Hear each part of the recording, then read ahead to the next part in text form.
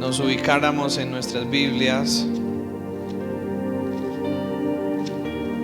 Primera carta de Pedro, capítulo 2, verso 9 y verso 10.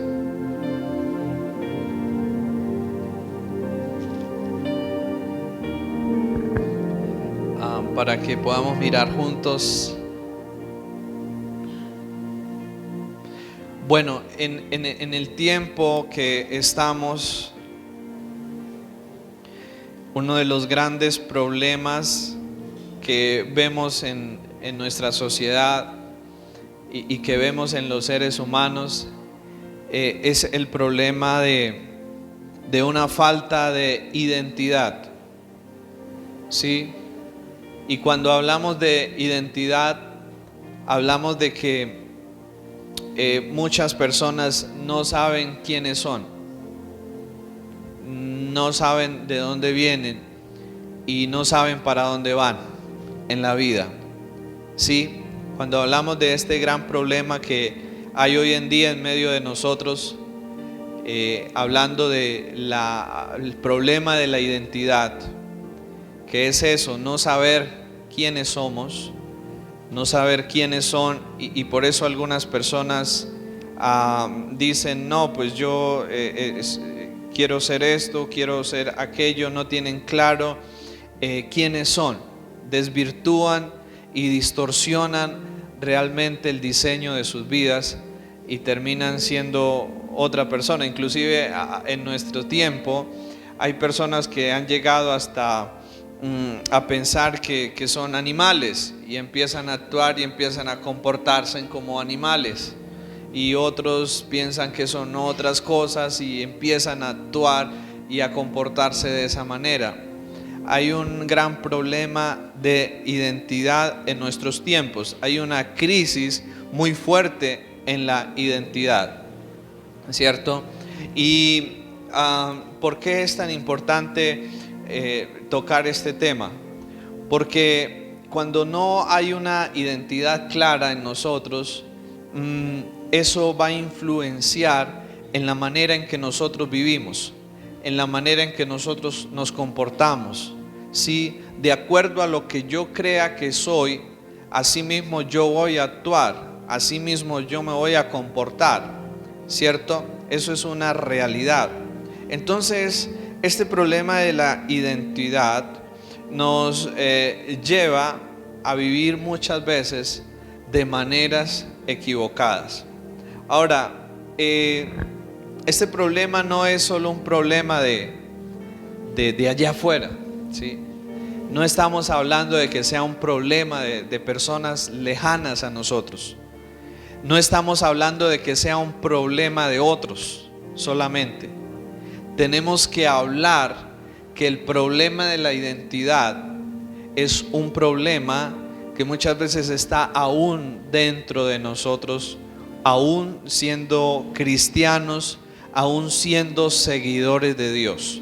Muchas veces no tenemos claridad acerca de qué es la iglesia, acerca de qué es ser iglesia.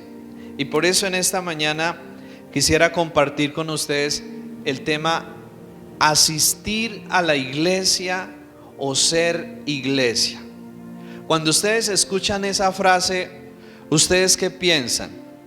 ¿Que es suficiente solo con asistir a la iglesia, o que Dios quiere que vayamos más allá y que podamos ser iglesia? Ser iglesia, asistir a la iglesia o ser iglesia. Eso es lo que queremos enfocarnos en esta mañana. Y cuando hablamos de eso, sin duda alguna, tenemos que mirar qué es ser iglesia, ¿cierto? Porque cuando uno escucha asistir a la iglesia, pues todos podríamos decir, bueno, creo que asistir a la iglesia es un día como hoy, ir a ese lugar donde se reúnen las personas, ¿cierto? Sería más fácil de definir para nosotros. Perdón que esto está un poco torcido. Bueno, ya. Yo sí decía, ¿por qué unos? Okay.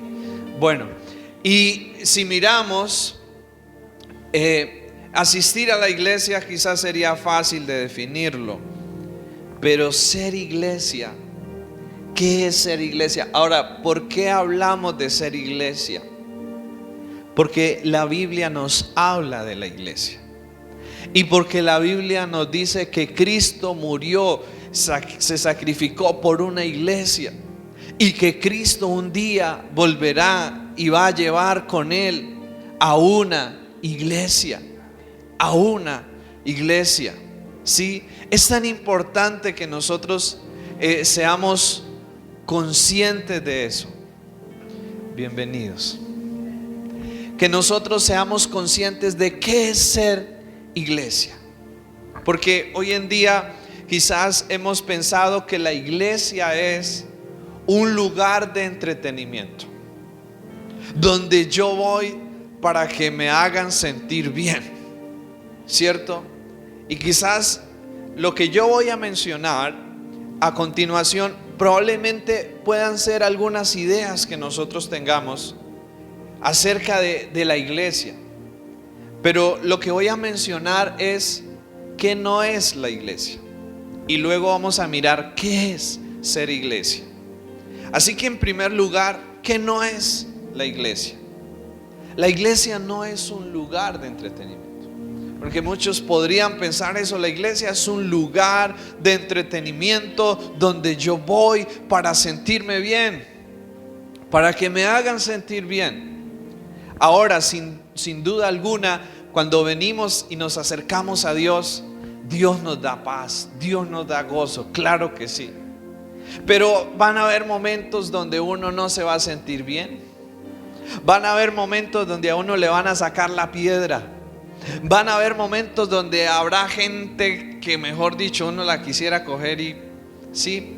Van a haber momentos así en la realidad de la iglesia, en la realidad de la vida, ¿cierto? Entonces, si yo tengo la idea o la expectativa de que la iglesia es un lugar de entretenimiento y solo para irme a sentir bien, el día que me hagan sentir mal, ese día me voy de la iglesia, porque mi expectativa era equivocada. Yo les quiero preguntar algo. Cuando uno mira la Biblia, ¿cómo trataban a los primeros cristianos? Los trataban con regalos, los trataban con abrazos. ¿Cómo trataban a los primeros cristianos? Los apedreaban, ¿cierto? Los azotaban, sí. Y sucedían muchas cosas.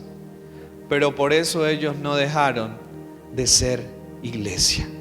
Porque ser iglesia no es un lugar de entretenimiento donde yo solo voy a sentirme bien. Claro, van a haber momentos donde uno se va a sentir espectacular porque Dios desciende y Dios obra y Dios nos llena de Él y de gozo y de alegría. Pero van a haber otros momentos donde va a haber dolor, donde va a haber tristeza. Porque la iglesia es como una familia. Y es como una familia donde a veces hay momentos chéveres. Esa familia donde a veces se ríe, pero también esa familia donde a veces hay peleas. ¿No pasa en las familias de ustedes que a veces ha habido peleas? Que a veces ha habido momentos duros, que a veces ha habido momentos difíciles. Pero yo les hago una pregunta: ¿por eso hemos dejado de ser familia? ¿Cierto que no? Seguimos y de pronto nos ponemos bravos, sí, por unos días, pero ya después volvemos nuevamente porque la sangre y la identidad de familia nos llama nuevamente a estar unidos, nos llama nuevamente a estar juntos. Entonces la iglesia no es un lugar solo donde yo voy a sentirme bien. En la iglesia también probablemente van a haber momentos donde no me voy a sentir tan bien, ¿sí?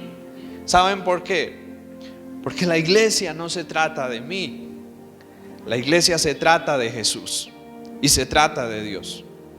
En la iglesia yo no soy el centro.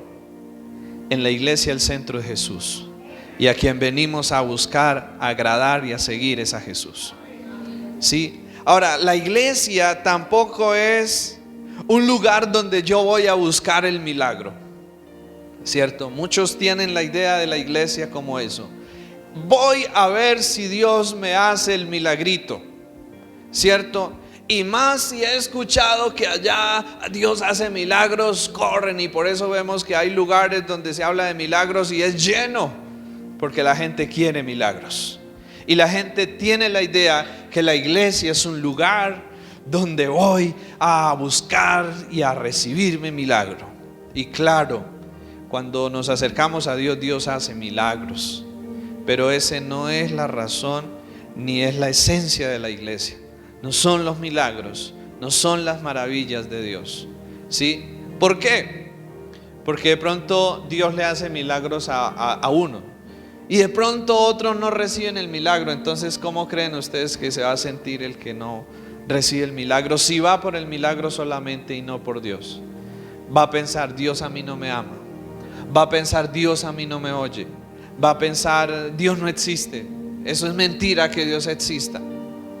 Porque es que la base para buscar a Dios y la base para hacer iglesia no es milagro. Muchas veces Él no va a hacer un milagro, otras veces lo va a hacer, porque es que eso no depende de nuestra voluntad, eso depende de la voluntad de Él. Si Él lo quiere hacer, Él lo hace. Y si lo hace, gloria a Él. Y si no lo hace, igualmente también gloria a Él, porque por algo Él no lo hace. ¿Sí? Entonces la iglesia, en primer lugar, no es un lugar de entretenimiento donde yo me voy a sentir solamente bien. Van a haber momentos donde me voy a sentir mal también. En segundo lugar, la iglesia tampoco es un lugar donde voy a buscar mi milagro.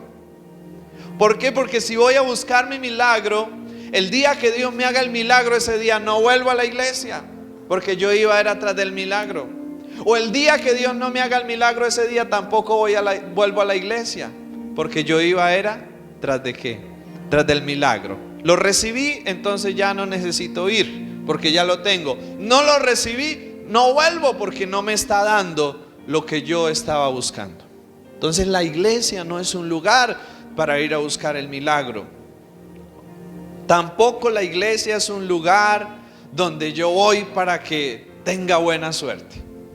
Muchas personas piensan eso: la iglesia, debo ir a la iglesia porque si voy me va a ir bien y voy a tener buena suerte. Y entonces vienen a la iglesia y resulta que empiezan a asistir a la iglesia y les empieza a ir mal, peor de lo que venían. Y dicen: no, yo ni vuelvo por allá. Entonces, porque ahora me está yendo peor de lo que me estaba yendo antes. Porque piensan que la iglesia es como un amuleto de la buena suerte, para que me vaya bien. Y no, cuando caminamos con Dios y cuando buscamos a Dios, pues muchas veces nos van a venir aún más problemas de los que antes teníamos. ¿Por qué? Porque empezamos a vivir de una manera diferente a como vive el mundo, y eso acarrea problemas, ¿sí? Eso acarrea dificultades. Sin embargo, Dios promete ser nuestra ayuda y ser nuestra fortaleza en medio de todo eso, y usar todo para el bien de nuestras vidas. Otros piensan que la iglesia es un edificio, ¿cierto? Y yo creo que inclusive a veces nosotros mismos, con nuestra forma de hablar, damos un concepto equivocado. Por ejemplo, todos decimos hoy: vamos a la iglesia, ¿cierto? Y pensamos que la iglesia es esto, ¿no? Que es una estructura física, que es un templo, que es una edificación, o que es una denominación. La iglesia no es un templo, la iglesia no es una denominación. Entonces, ¿qué es la iglesia? Si no es lo que hemos dicho, entonces, ¿qué es la iglesia? Por favor, miremos primera de Pedro 2:9. Ahí encontramos una respuesta lo más clara y lo más completa acerca de lo que es la iglesia, ¿sí? Y Pedro dice así en el versículo 9: mas vosotros sois linaje escogido, real sacerdocio, nación santa, pueblo adquirido por Dios, para que anunciéis las virtudes de aquel que os llamó de las tinieblas a su luz admirable. Vosotros que en otro tiempo no erais pueblo, pero que ahora sois pueblo de Dios, que en otro tiempo no habíais alcanzado misericordia, pero ahora habéis alcanzado misericordia. Este es uno de los versículos que con mayor claridad nos muestran cuál es nuestra identidad, pero no solamente cuál es nuestra identidad, sino también cuál es nuestro propósito, cuál es nuestra razón de ser.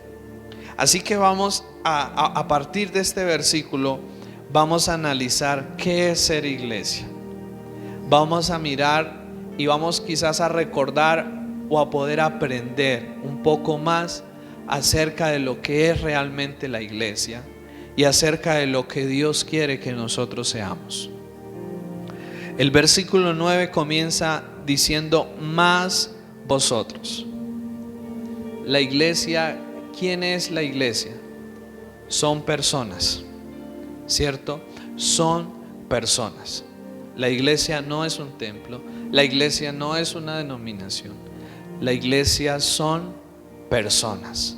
Somos nosotros, todos aquellos que han sido redimidos por la sangre de Cristo y todos aquellos que han sido hechos una nueva criatura y una nueva persona por la obra del Espíritu de Dios en sus vidas. Pero vamos a mirar lo que sigue diciendo: mas vosotros sois linaje escogido. ¿Qué es ser iglesia o quién es la iglesia? En primer lugar, la iglesia somos los escogidos de Dios. Desde antes de la fundación del mundo, Dios pensó en nosotros y nos escogió. Pero al mismo tiempo, no podemos llegar a pensar que Dios nos escogió porque viera algo bueno en nosotros. Y esta primera parte nos deja ver dos verdades. ¿Quién es la iglesia? En primer lugar, son personas que Dios ha escogido. ¿Sí? Son personas que Dios ha escogido para la salvación, para la vida eterna, para conocerlo a Él. Nosotros pensamos quizás que nosotros buscamos a Dios, ¿cierto? ¿Cuántos de nosotros de pronto hemos dicho: yo un día busqué de Dios, o yo un día busqué a Dios, o yo un día elegí a Dios? Pero la Biblia nos deja ver claramente que no somos nosotros los que escogemos a Dios, que no somos nosotros los que elegimos a Dios, sino que es Dios quien nos elige, es Dios quien nos busca, es Dios quien nos escoge. Sí, por eso el verso dice: vosotros sois linaje escogido. Sí, Juan capítulo 15 versículo 16 dice: no me elegisteis vosotros a mí, sino que yo os elegí a vosotros. Cuando nosotros empezamos a buscar de Dios o empezamos a acercarnos a Dios, no es algo que nos nace de sí mismos, es porque Dios ya nos está buscando a nosotros y nos está inquietando a que le busquemos a Él. ¿Sí? No podemos pensar que por naturaleza el ser humano busca a Dios. No, por naturaleza el ser humano más bien huye de Dios y se aleja de Dios. Esa sí es nuestra tendencia y esa sí es nuestro comportamiento. Pero cuando un ser humano empieza a buscar de Dios, es porque ya Dios lo ha encontrado a él y lo está inquietando a que le busque. Le está colocando el sentir, le está colocando la necesidad, porque Dios está con un propósito ahí en la vida de esa persona, un propósito de salvación. Pero luego en Primera de Corintios capítulo 1 versículo 27 al 29 vemos que Dios nos elige o que Dios nos escoge no porque seamos mejores que otros, No porque Dios se puso a mirar ahí en toda la tierra y dijo, este fulano, sí, ese sí es, mejor dicho, ese sí es un ser humano perfecto, ese sí es un ser humano que merece que yo lo escoja, que merece que yo lo elija.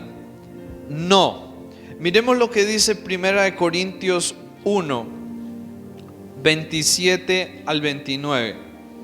¿Por qué nos escoge Dios?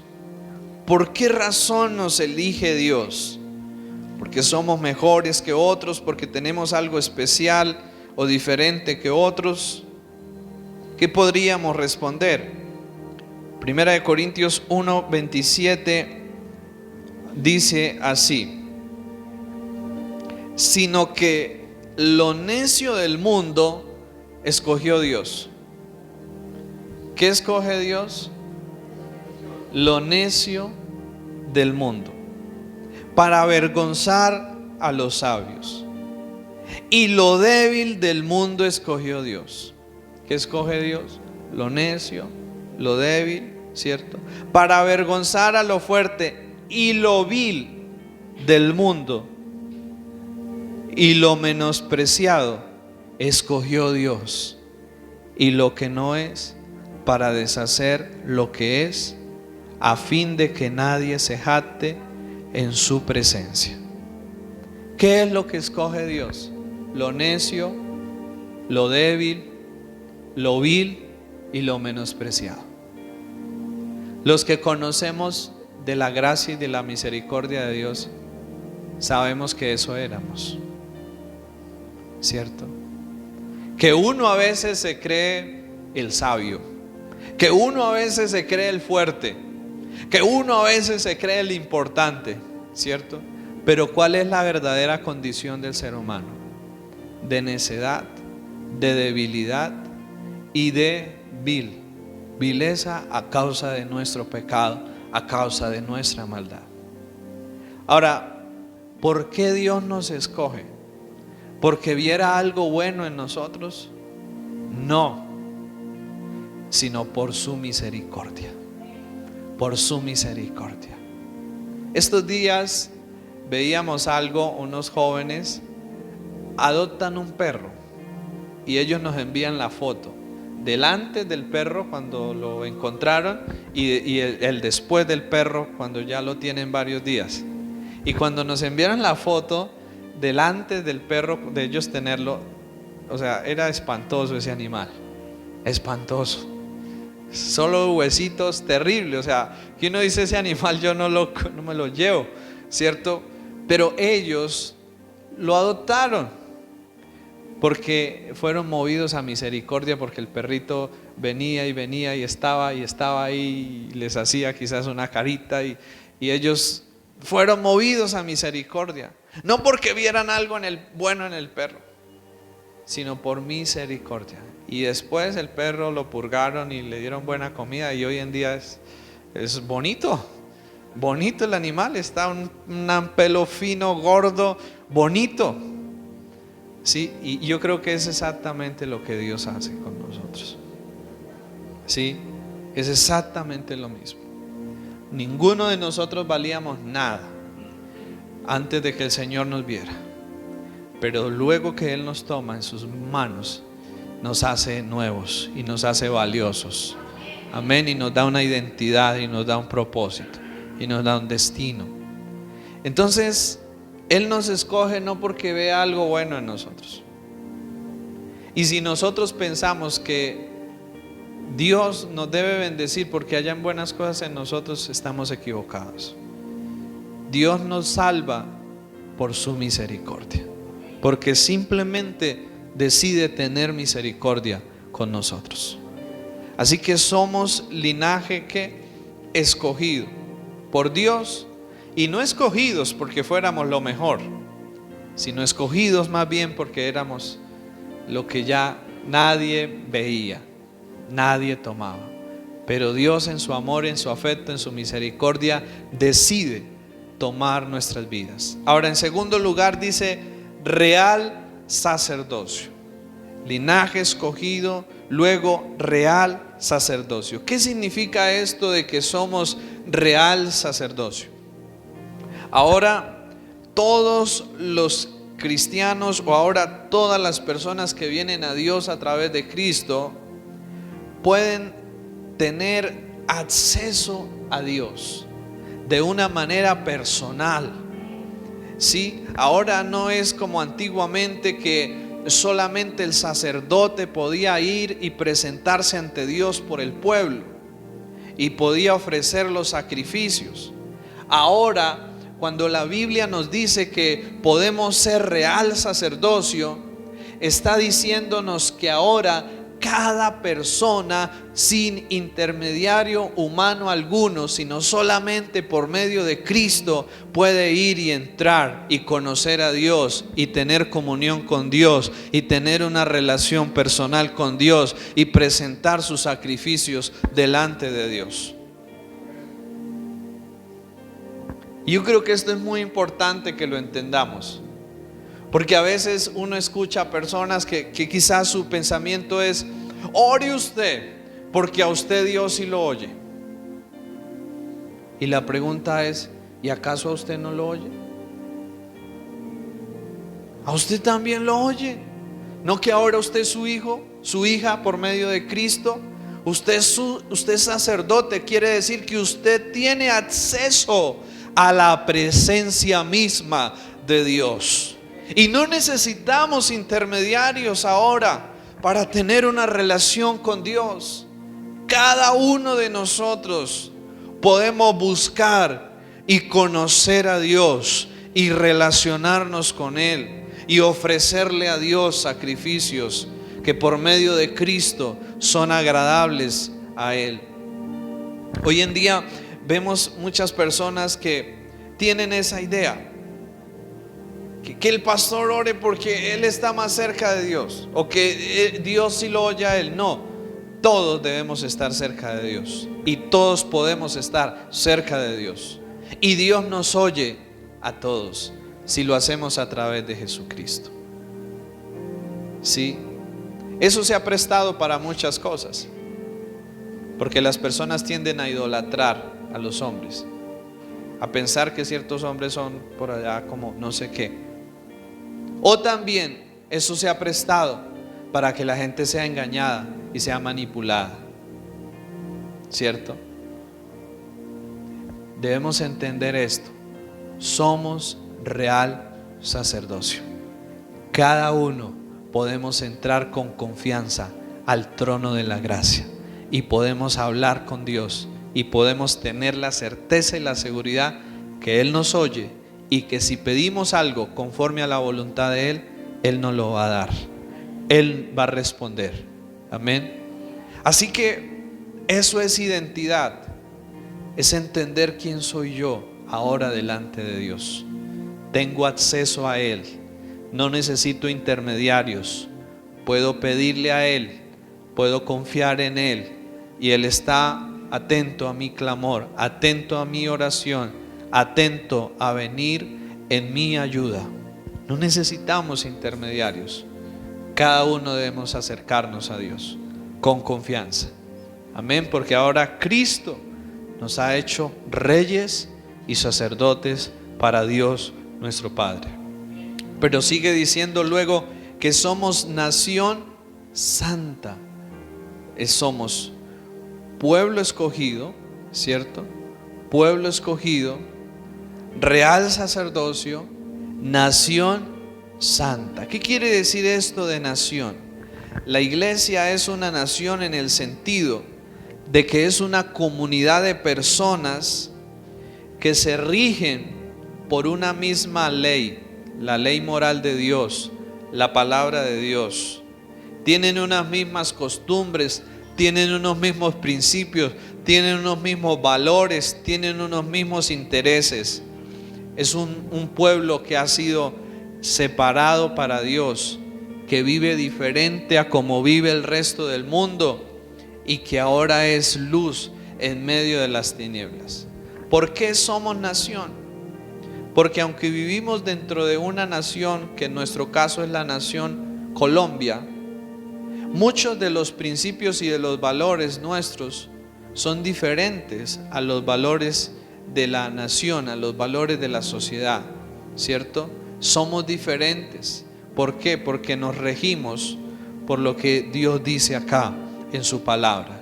Y eso nos hace ser diferentes. Y para eso Dios nos pone y Dios nos levanta en medio de una sociedad, para que nosotros podamos ser diferentes y podamos mostrarles a ellos que hay una forma diferente de vivir la vida, que hay un Dios al cual debemos honrar y que hay una verdad a la cual debemos creer y a la cual debemos seguir, ¿sí? Pero dice la Biblia que es una nación santa, es decir, separada y apartada. ¿Para quién?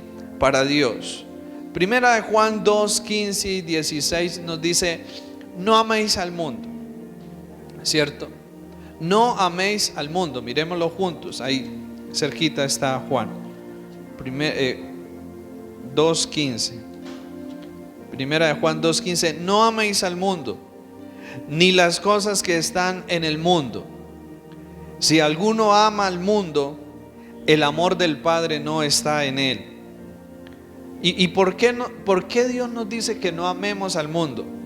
Verso 16: porque todo lo que hay en el mundo. ¿Y qué es lo que hay en el mundo? Lo que se está refiriendo acá: los deseos de la carne, los deseos de los ojos y la vanagloria de la vida no provienen del Padre, sino del mundo. Y el mundo pasa y sus deseos, pero el que hace la voluntad de Dios permanece para siempre. Esa nación santa es una nación que entiende que debe apartarse y que debe evitar amar lo que hay en el mundo. ¿Y qué es lo que hay en el mundo?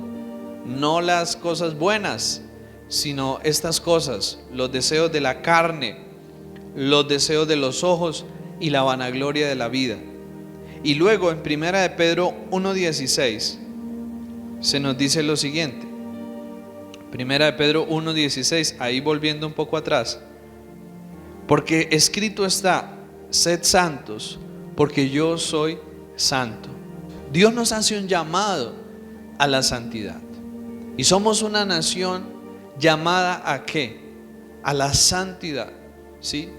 Y la santidad tiene que ver con Dios, y tiene que ver con ser más semejantes a Él. Pero luego finalmente allí en Pedro dice: pueblo adquirido por Dios. Entonces hemos visto tres cosas de lo que es la iglesia, de lo que es ser iglesia, ¿cierto? La primera, linaje escogido. La segunda, real sacerdocio. Y la tercera, nación santa. Pero la cuarta nos dice: pueblo adquirido por Dios. Y esto es una de las cosas quizás más interesantes que podemos ver acá, porque esto nos habla del precio que Dios tuvo que pagar para podernos comprar, para podernos rescatar, para podernos salvar. Esto nos deja ver el gran precio que tuvo para Dios el que hoy nosotros seamos iglesia. Sí, esto realmente es extraordinario. Primera de Corintios 6, 19 y 20 nos dice lo siguiente. Primera de Corintios 6, 19 y 20 nos dice lo siguiente: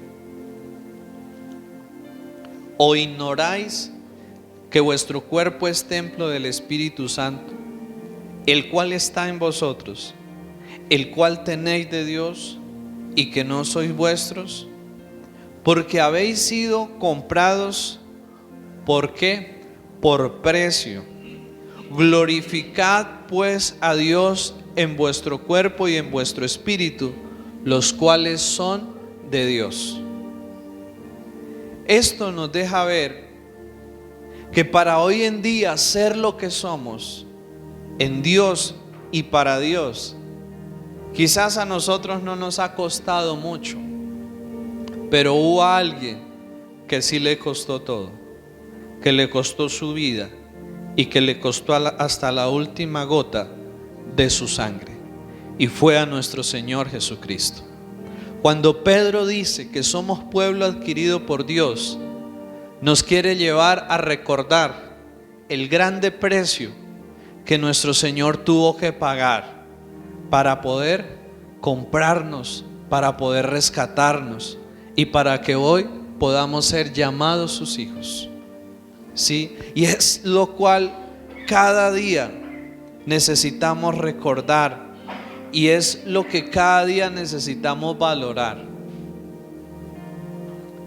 Como seres humanos tenemos la tendencia a eso, ¿no? Cuando algo no nos ha costado mucho, no lo valoramos, ¿cierto? Y a veces la gracia de Dios no se valora por eso, porque no hemos sido nosotros los que pagamos el precio, pero sí fue el Señor Jesucristo el que pagó el precio. Pero la gracia de Dios nos muestra cada día que esa verdad debe permanecer presente en nuestras vidas. Que hoy yo sea un cristiano, o que alguien hoy tenga la oportunidad de ser un cristiano, no fue gratis. Cristo pagó un alto precio para que hoy nosotros podamos ser de Dios. Ahora, este versículo también nos dice algo: pueblo adquirido por Dios. Y cuando uno compra algo, cuando uno adquiere algo, uno lo adquiere para uno, ¿cierto? Y Dios estaba en Cristo comprándonos para que ahora fuéramos ¿para quién? Para Dios. Por eso Corintios dice acá que nuestros cuerpos, que nuestras vidas ya no son nuestros, que ahora le pertenecen ¿a quién? A Dios. Y que por lo tanto debemos vivir como Dios desea que podamos vivir. Ahora, estas 4 partes nos dejan ver lo que es la iglesia, ¿cierto? Linaje escogido, real sacerdocio, nación santa, pueblo adquirido por Dios. Pero ahora luego, ¿qué dice el siguiente versículo? Nos muestra el propósito de eso, nos muestra para qué. Anunciar las virtudes de aquel que nos llamó de las tinieblas a su luz admirable. Entonces, Dios nos salva, ¿para qué? ¿Sí? ¿Para qué nos salva Dios? ¿Para qué Dios crea la iglesia? ¿Por qué la idea de Dios hacer iglesia? ¿Por qué, si Dios nos quería salvar, por qué de una vez no nos lleva con Él? ¿Por qué Dios decide hacer la iglesia? ¿Para qué? Para que anunciemos las virtudes de Él. Es decir, para que lo demos a conocer a Él, para que lo reflejemos a Él. Ahora, ¿cuáles son las virtudes de Dios? ¿Cuáles son las virtudes de Dios? ¿Cierto? Su bondad, su amor, su misericordia. ¿Sí? Esas son las que más nos agradan. Pero también está su paciencia, también está su justicia, también está su verdad, también está su rectitud, también está su santidad, también está su verdad, su fidelidad, también está su humildad. Y ahí podríamos seguir enumerando virtudes de Dios. Pero ¿cuál es el llamado a nosotros, la iglesia? A que anunciemos esas virtudes. Pero ese anunciar no se refiere a hablarlas solamente. Se refiere a ¿qué? A vivirlas, a mostrarlas con nuestra manera de ser, con nuestra manera de actuar, con nuestra manera de vivir. Y aquí es donde entra la esencia de lo que es la iglesia. La iglesia no es solamente un grupo de personas que se reúnen para buscar a Dios. La iglesia son un grupo de personas que tienen el deber y la responsabilidad de reflejar y de manifestar a Dios a través de su forma de vivir, a través de su forma de actuar, a través de su forma de ser. Nosotros no podemos engañarnos a sí mismos pensando que alguien es cristiano cuando no vive como un cristiano. Y no podemos decir que alguien, que tal cristiano está así mal y está haciendo esto, probablemente no es un cristiano. Y más bien lo que necesita es entregar su corazón y entregar su vida a Dios para que Dios le cambie, para que Dios le transforme. Porque solo así podrá vivir de la manera correcta en que Dios quiere que vivamos. La iglesia no estamos para asistir a una reunión. Venir a una iglesia, venir a una reunión no nos hace cristianos. ¿Sí? Haber nacido en una familia cristiana no nos hace cristianos. ¿Sí? Que nos guste el cristianismo no nos hace cristianos. ¿Qué nos hace iglesia? ¿Qué nos hace ser cristianos? El día que yo reconozco que soy un pecador y que necesito a Cristo en mi vida, que Él me cambie, que Él me dé un nuevo corazón, que Él me perdone mis pecados, que Él me haga nacer de nuevo. Ese día que yo reconozco eso y que pongo mi fe en Cristo y en la obra que Él hizo en la cruz por mí, ese día iniciaré a ser un creyente y ese día entraré a formar verdaderamente parte de la iglesia de Dios. De lo contrario, nada más me hace iglesia o me hace ser iglesia. Ahora, nosotros estamos en la iglesia para reflejar, para mostrar al Señor, pero también estamos en la iglesia para servir, porque nuestro mismo Señor dijo: yo no he venido para ser servido, sino he venido para servir y para dar mi vida por otros. Es decir, que ser iglesia no es venir a la iglesia para buscar mi beneficio. No es venir a la iglesia para ver qué puedo yo sacar para mí solamente. Venir a la iglesia, ser iglesia es mirar yo cómo puedo ayudar a otros, yo cómo puedo servirle a otros, yo cómo puedo ser útil para otros y útil en las manos de Dios. Yo creo que hoy en día el cristianismo y la identidad de la iglesia se ha desvirtuado tanto que muchos ven la iglesia solo como algo, a ver yo qué puedo ir, ¿cierto? ¿Cómo puedo ir y puedo recibir mi milagro y puedo recibir ayuda para mí? Y está bien, porque eso es parte de la iglesia. Pero la pregunta es, ¿eso es lo que la iglesia puede ofrecerte, puede ayudarte? Pero ahora la pregunta también es, ¿y tú qué vas a aportar? ¿Tú qué vas a hacer en la iglesia? ¿Tú qué estás haciendo en la iglesia? Es fácil muchas veces cuestionar a quienes sirven al frente, pero la pregunta no es solamente mirar qué es lo que hacen quienes están al frente. La pregunta es, ¿qué estoy haciendo yo dentro del reino de Dios? ¿Cuál es mi papel dentro del reino de Dios? ¿Y lo estoy cumpliendo? ¿Y estoy haciendo mi parte? Porque cada uno le daremos cuentas a Dios, no por lo que el otro hizo, sino por lo que era mi deber y mi responsabilidad. Así que ser iglesia es decir, ¿cómo yo puedo servirle a mi Señor? ¿Cómo yo puedo servirle a otros? ¿Cómo yo puedo ser útil en las manos de Dios? ¿Y cómo yo puedo poner al servicio de Dios y al servicio de otros lo que Dios me ha dado? Amén. No es ir a ver cómo yo, ¿cierto? Saco para mí. Sino es entender que ser iglesia es, ¿qué puedo yo hacer?